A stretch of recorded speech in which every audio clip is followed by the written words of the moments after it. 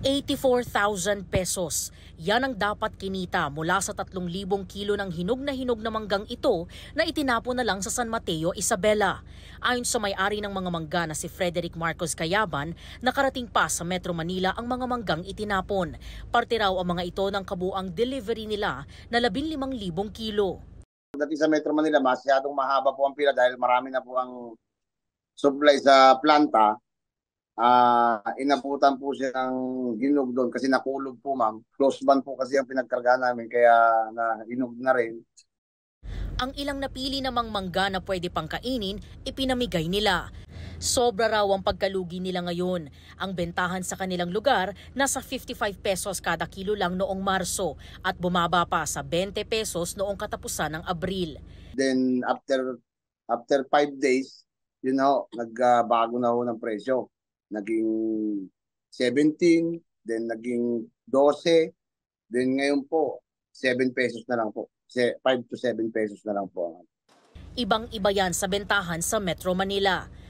Ang presyuhan ng mga mangga dito sa Mega Q-Mart sa Quezon City nasa 95 pesos kada kilo para sa mga quality o makinis katulad nito.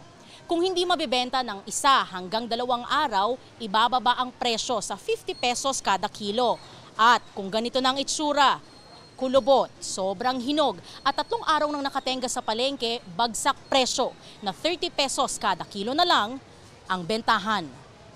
Ito pong paninda ko na to, kalalabas lang kanina, pero pag di naubos hanggang bukas, mangungulubot na yan dahil sa sobrang init ng panahon, madaling mahinog yung mangga.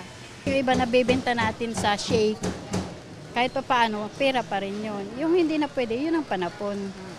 Halos kada araw may ilang kilo ng mangga rin daw silang napipilitang itapon na kung minsan aabot pa raw sa 30 kilo.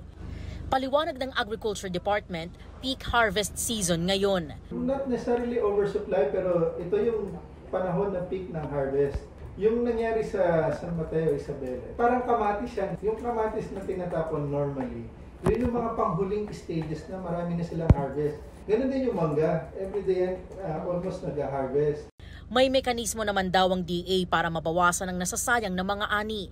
May trucks daw ang ahensya sa mga regional field offices nito, local government units at piling cooperatives para magamit ng mga magsasakang mangangailangan. Pakiusap namin sa kanila, pwedeng i-coordinate sa LGU, sa ating mga municipal and city agriculturists, i-coordinate sa amin sa region. Nakipag-ugnayan nga raw si Frederick sa DA. Natulungan na ako ng DA kanina, ang Kadiwa. Nakakuha sila sa akin ng 800 kilos na mangga. Malaking bagay din po yun na nabawasan po ng kahit konti, naging pera yung mangga.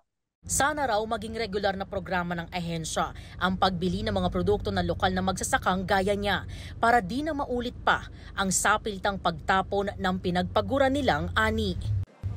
Para sa GMA Integrated News, EJ Gomez ang inyong saksi.